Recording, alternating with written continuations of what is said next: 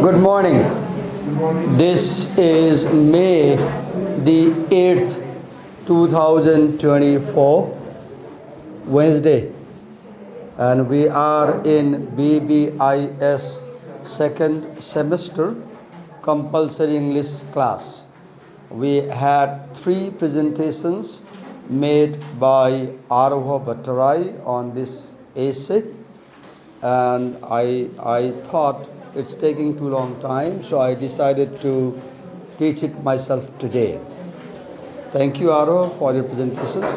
So,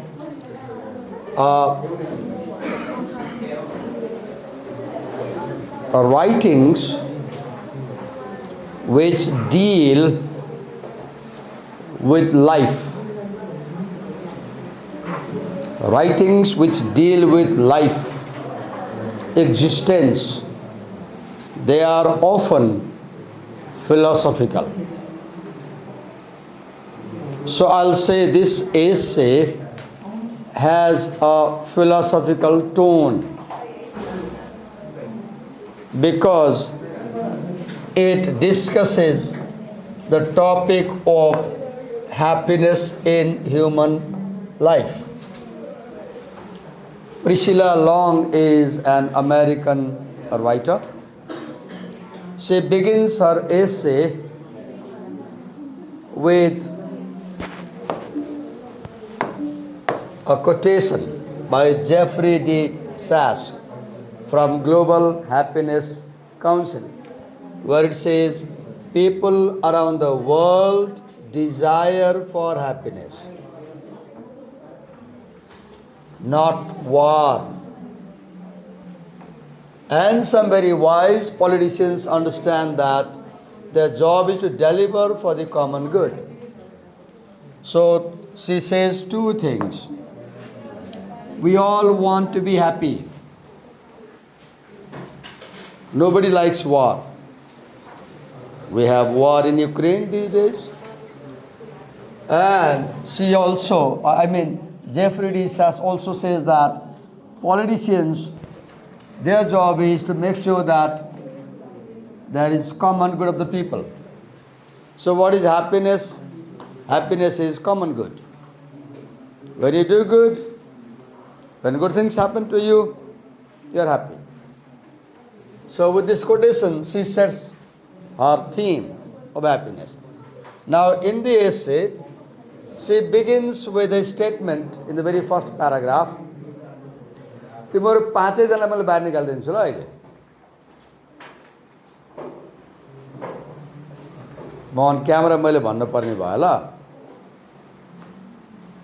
तिम्रो चाहिँ अहिलेबाट बचको मैले सम्झाएँ नबोल भनेर. हिजो पनि अलग्गै बस सँगै नबस भने हैन. तिमीले हिजो मैले भनेको थिएँ नि अलग्गै बस भनेर. र अब भनेको मानेर त्यो पछाडि चाहिँ बोलिराख्यो भने I'll put you out. बाहिर बस्न मन छ भने बोल्नु है. Okay. You should listen to a teacher when he is explaining something. It's necessary. This is a classroom, not a fish market. Okay. So she begins with a statement. We live in grim times, difficult times, sad times. And then she gives a lot of examples. Aro has explained that in his presentation. She gives proof why these times are not good. And then she ends the paragraph by saying that we have a shadow of fascism. And this morning I read the news that Vladimir Putin has been elected Russian president for the 5th time.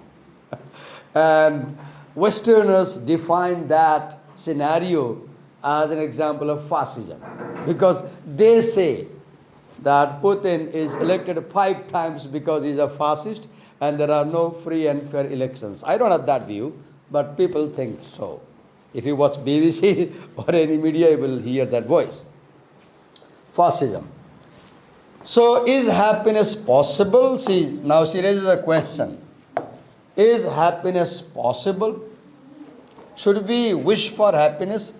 And throughout the essay, she answers this question, whether happiness is possible. And her answer is positive. She says, yes, happiness is possible.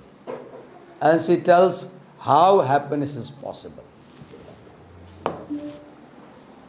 So in the second paragraph, she raises a question.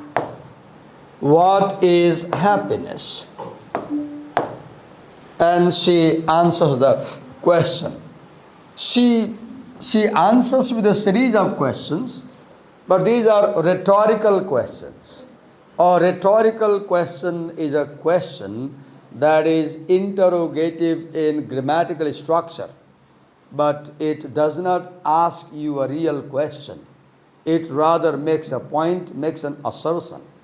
If I say, ain't I handsome? I mean, I'm handsome. I'm not asking you to say yes or no. This is a rhetorical question. If I say, ain't I a good teacher? I mean, sorry, I should not praise myself. But if I say, ain't I a good teacher? I'm not asking you to say yes or no. I'm saying, I'm a good teacher. Right? That's a rhetorical question. What is a rhetorical question? A question that aims to persuade you to believe something.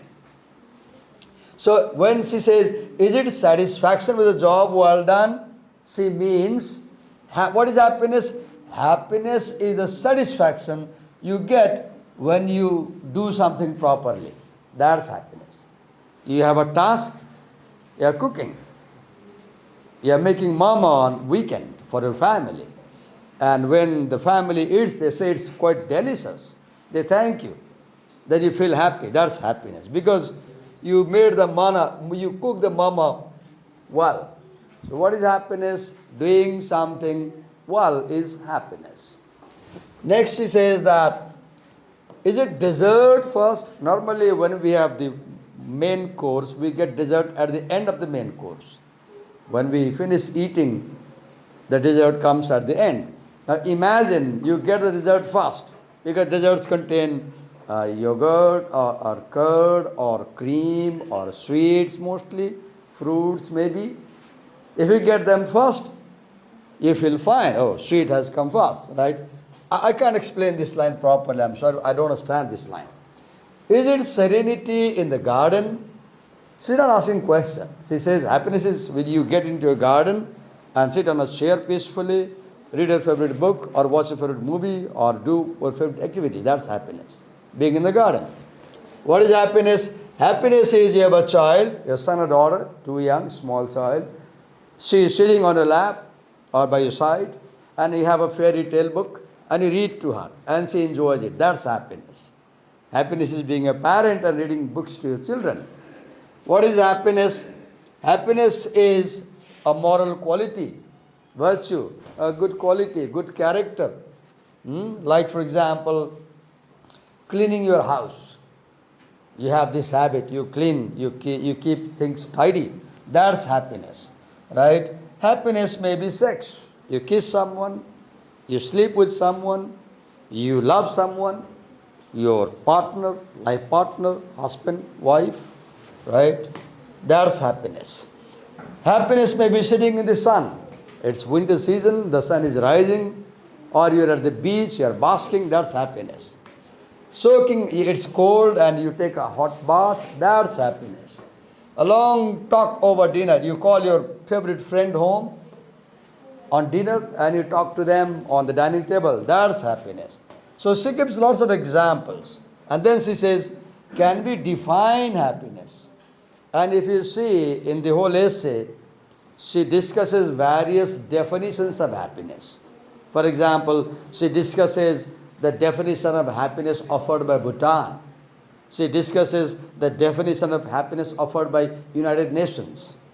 She discusses the definition of happiness offered by Buddhist monks. She discusses the definition of happiness offered by economists, one by one. And she ends her essay by hinting us that these definitions are there, but the best definition of happiness, which she presents at the end of the essay, is philosophical. Okay. Now, she begins with the philosophical definition right in this paragraph. She brings Buddhist monk Matthew Ricard. Now, this is called a resource. Writers bring other people's views to say something. Defines it on happiness as flourishing well-being. Very clear definition, very simple, very short, only two words. What is happiness? The two words. Well-being. What is well-being? Well-being is well-being is well-being. I don't know how to define that. Understand what is well-being? Being in a good. Being in a good condition, as he said. Well-being, if you are well, if I wish your well-being. If I wish your well-being, I wish every good for you. I wish every good for you. So when you flourish well-being, you make sure that people around you are good. You do good for them. Right? You talk good about them. You do good things about them. Right? And they feel good. Right? For example, in this class right now, we have well-being. No, there is no problem. There's nobody sad. We are fine. The class is moving smoothly. Very beautiful definition. In the very beginning, and you will see that she ends her essay with this definition. She begins her essay with the definition that happiness is well-being, and she ends her essay with the same definition that happiness is well-being. Then, in the next paragraph, she raises another question. One technique of writing in this essay we'll see is raising questions and answering them. One technique of writing that this author employs is you raise a question and you answer that. Question answer method. So what makes me happy? What have been my happiest moments? How does my happiness fit with what is known about happiness? What makes you happy? She raises three questions. And then again she brings another source. Cicela Bock in a book Exploring Happiness. I'll recommend that you Google for these books, and if you find time, read them. They are good books to read about happiness, if you find time, if your time allows. Now she says that happiness has moral and ethical issues. Happiness is related to morality. If you are highly moral, you will be happy. If you are immoral, you won't be happy. If you are ethical, ethical means you take right decisions. You don't take wrong decisions. Then you will be happy. Right? Then she talks about positive outlook. And she says that although having positive outlook is good, but what is ethical? Just imagine that a spouse is beating or abusing our children or drinking himself or herself to death. Then if you have such situation, you can't take it positively. If somebody is beating their spouse, children, you can't take it positively. You must stop that. You must stand against. That is happiness. So what is happiness? What is ethical? What is being ethical? Being ethical means when you see someone doing something wrong, oppose it. That's being ethical. If you see wrong being done to someone and you don't oppose, then you are not ethical. You can't be happy. So what makes you happy? What makes you happy? Standing against injustice makes you happy. That's ethical. So happiness is ethical, right? Then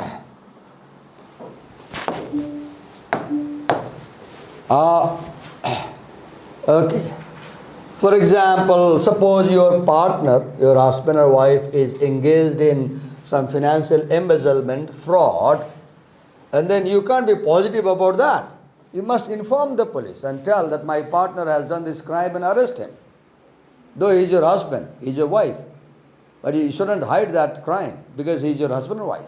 That is ethical. Then you become happy. But if you hide, oh, he is my husband, why should I tell the police? You can't be happy because at one point the police will find out. Right?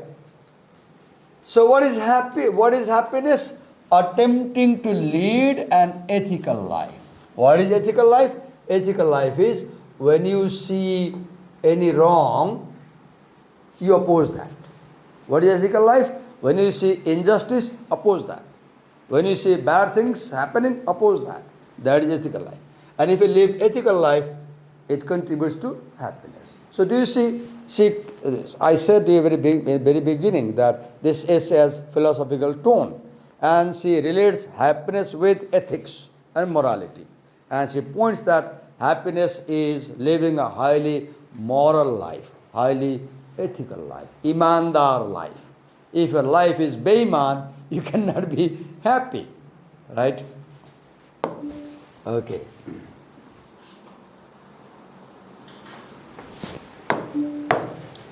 Then she brings another source, Martin Seligman, founder of positive psychology.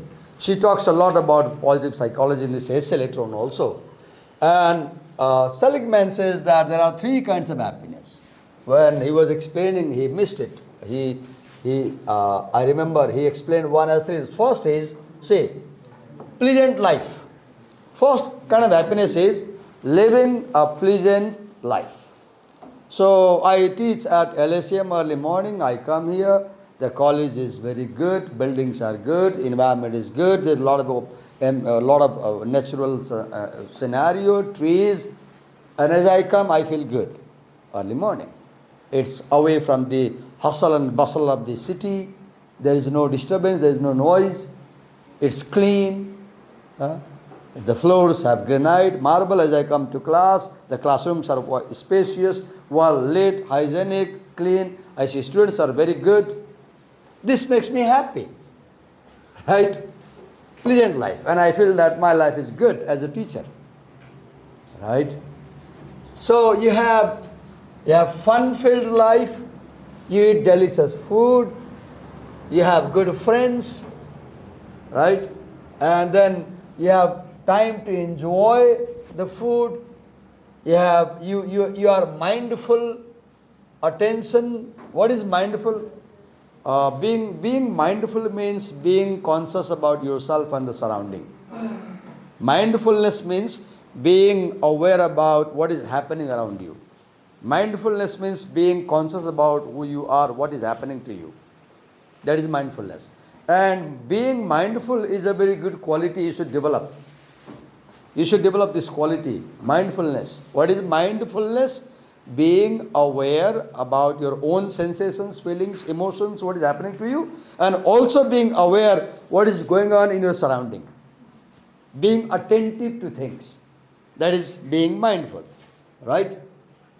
So she talks about happy life, right? Living a pleasant life. Then second, she says, second kind of happiness is you get when you live good life. See the difference in happy life and good life. What is happy life? Friends, fun, food. Now she talks about good life. What is good life? She says a good life is a life of engagement. What is life of engagement? Keep yourself busy in good tasks. Rest, sleep, go hiking, fine. But always ask yourself, what am I doing today? What am I doing this week? And you should get an answer that I'm doing something good. Okay, I'm designing something, fine, good. Okay, I'm writing a paper, good. I'm traveling, good. So the point is, keep yourself busy. There is a proverb. An idle mind is the devil's workhouse. An idle mind is the devil's workhouse. When you don't allow your mind to be creative, then destructive ideas get in your mind. If your mind is not engaged in creative activity, then destructive activities come in your mind. So tend your garden properly. If you do not plant flowers in your garden, weeds grow. So if you do not plant good thinking in your mind, bad thinking grows. दिमागमा राम्रो विचार व्यवहार ल्याउने बानी गरेन भने नराम्रो कुरा आउन थाल्छ. बिकज दिमागलाई केही चाहिन्छ, दिमाग खाली भन्न सक्दैन. त्यही भएर राम्रो हुने उपाय के हो? राम्रो सोच्ने, राम्रो काम गर्ने, राम्रो मान्छे भेट्ने, राम्रो ठाउँ जाने, राम्रो किताब पढ्ने, राम्रो मुभीहरू हेर्ने, राम्रो अभ्यास गर्ने, राम्रो हेल्दी हेबिटहरू डेभलप गर्ने, सबै राम्रो हुन्छ। त्यो गरेन खराब खराब सुरु हुन्छ।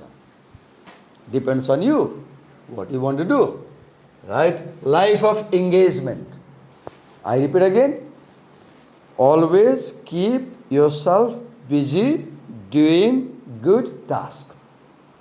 They may be big, they may be small. केही छैन, बिदा छ, कुनै एल्डरली हाउसमा जानुहोस्, एल्डरली मान्छेसँग गफ गर्नुहोस्, कुरा गर्नुहोस्, उहाँलाई केही लगेर जानुहोस्, थोरै भए पनि उहाँलाई सोध्नुहोस्, हाउ डु यु फिल। सक्नुहुन्छ कसैलाई मालिस गरिदिनुहोस्, बुढो मान्छेलाई, एल्डरली मान्छे हुनुहुन्छ, लुगा धोइदिनुहोस् कसैको, ओछ्यान मिलाइदिनुहोस् एल्डरली मान्छेको, आश्रममा गएर अर्फनेजमा जानुहोस्, अनाथालयमा जानुहोस्, बच्चा बच्चीसँग खेल्नुहोस्, बिदाको दिनमा केही लिएर जानुहोस्, बच्चा बच्चीको लागि टोय लिएर जानुहोस्, खानेकुरा लिएर जानुहोस्, पढाइदिनुहोस् बच्चा बच्चीलाई। बिबिए पढ्नुहुन्छ, 3-4 क्लास पढ्ने बच्चाहरू हुन्छन् अर्फनेजमा, बिदाको दिनमा गएर आज आई टिच यु भन्नुहोस्, 1 घन्टा पढाएर आउनुहोस्, एन्ड देन यु सी तपाईँलाई कस्तो फिल हुन्छ। You will feel great. गरेर हेर्नुहोस्, एकचोटि गरेर हेर्नुहोस्, you will feel great. Hospital जानुहोस्, बिरामीहरूलाई वाच गर्नुहोस्, लाइफ बुझ्नुहुन्छ, सक्नुहुन्छ।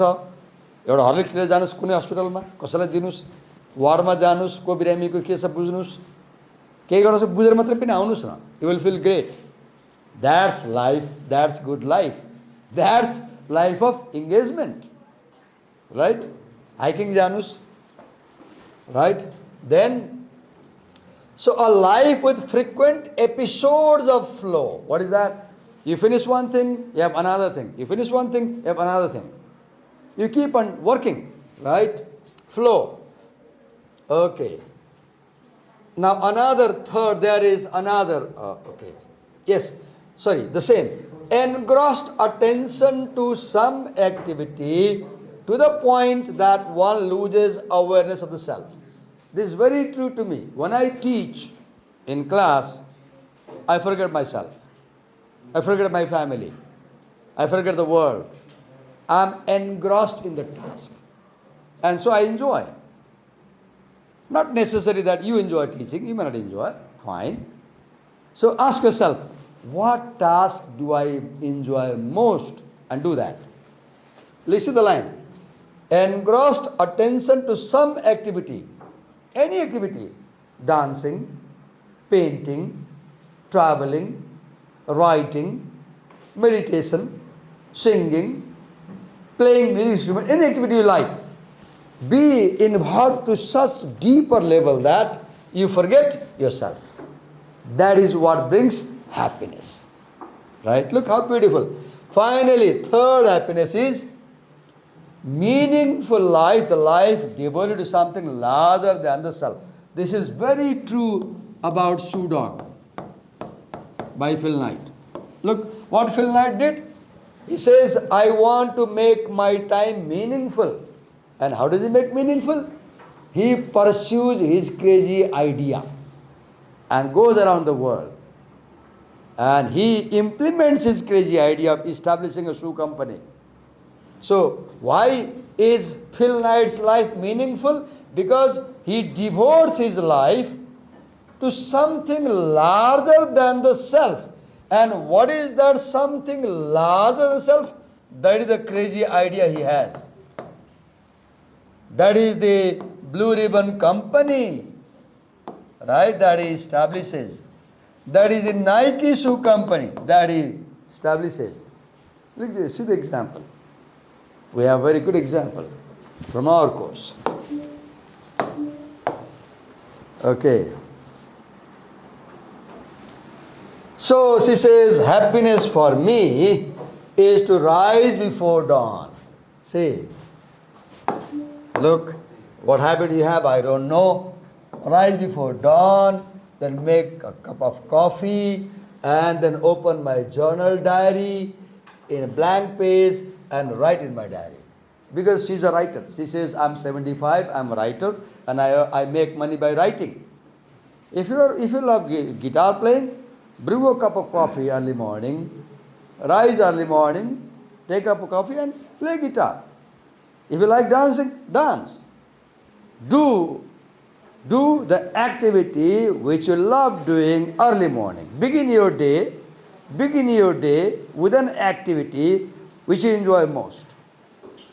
It can be anything, right? That begins your day happily. For me, how do I begin my day? I begin my day by being in a classroom. And the whole day is happy. I begin my day happily as a teacher being in a classroom because I love teaching. Okay. Then, next, now, after talking so much about happiness, Priscilla brings a case. She brings a case of Bhutan. And she introduces the country to her American readers. She says Bhutan is between India and China, right? 85% forest, mostly Buddhist. And she says that Bhutan is trying to score higher gross national happiness. Bhutan was the first country that published gross national happiness report. Bhutan published gross national happiness report. Okay. And then she discusses what Bhutan does. For example, Bhutan focuses on good health. For example, the questionnaire, how do they decide if Bhutanese are happy? They inquire, they survey, do Bhutanese live good health, life with good health? What is good health? Physical health, psychological health, right? Then they ask about spirituality. Do they meditate? Right? Then literacy, historical literacy. What is historical literacy? Okay, I'll do one try. Do you know who is Pandab Sunwar? No. Anybody who knows Pandab Sunwar? Anybody who knows Pandab Sunwar? No. Do you know Lady Gaga? This is literacy. Look, you don't know Nepali singer.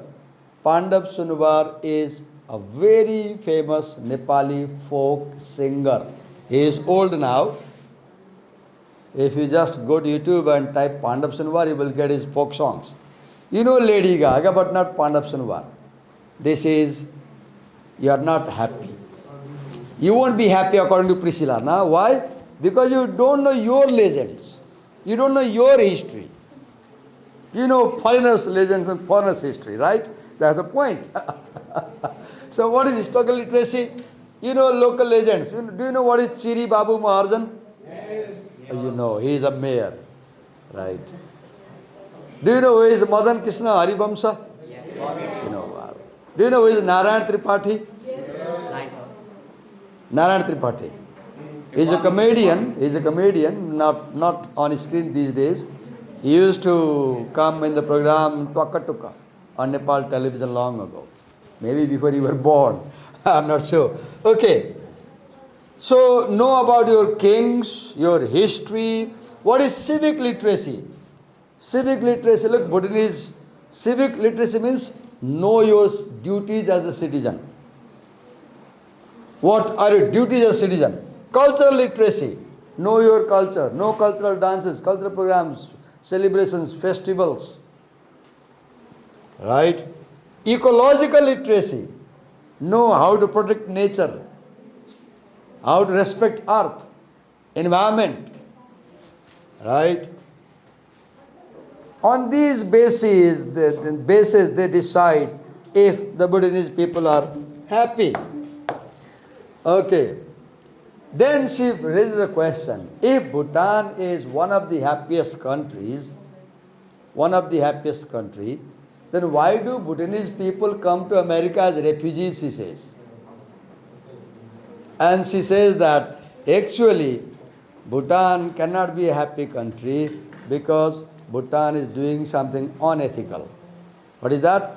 It is discriminating against its own people. And if you know, in 2000, around 1990-91, Bhutan expelled hundreds of thousands of Nepali people from Bhutan. Bhutan expelled Nepalese from country. They went to India. And from India, they got into Nepal through Mechi Bridge in Japa. And there were refugee camps. So many of them were taken to America. So if now Bhutan, she says that Bhutan has unethical politics. Unethical politics. A politics that believes in ethnic cleansing. So Bhutan cannot be a happy country. Okay, then she changes the topic and she comes to United Nations. She talks about the annual World Happiness Report. She talks about Global Happiness Council, and she presents factors that affect happiness. What are the factors that affect happiness? For example, uh, what makes you happy? Economics, prosperity. No doubt, having money might make you happy. Decent work. I'm happy because I have a decent work. Right? For all. Physical and mental health. What makes us happy? Freedom to make key life decisions. What makes us happy? Strong and vibrant social support network. I don't have that. Social support network, because we have Facebook, they're digital and people don't come to help you. Facebook is fake book. Facebook is fake book. And fake Facebook friends are fake book friends. They are fake friends. They are digital friends. They are not real, available in real life for you, right? Right? You may disagree, right? Shared public values of generosity, social trust, the feeling that I have my community that will help me if I am in trouble. Then confidence in honesty of business, the feeling that the business in our society is honest, the feeling that our government is honest. I don't have this feeling. I don't believe that my government is honest. Right? So these are the things that might make us happy according to World Happiness Council. Then she talks about which is happiest country, Finland, right? Then again she brings another resource. Grayson Rubin's Happiness Project, and she says that clutter as one motor of unhappiness. What is clutter? Clutter is keeping too many things in your room. Keeping things that you don't need. Sometimes we have this habit, we shop and even we buy things we don't need and we throw in our room. We don't put them in proper place. That is the charapasta, Nepali word. Charapasta. Things are charapasta. They are scattered. Chaotic. There is chaos in the room because everything is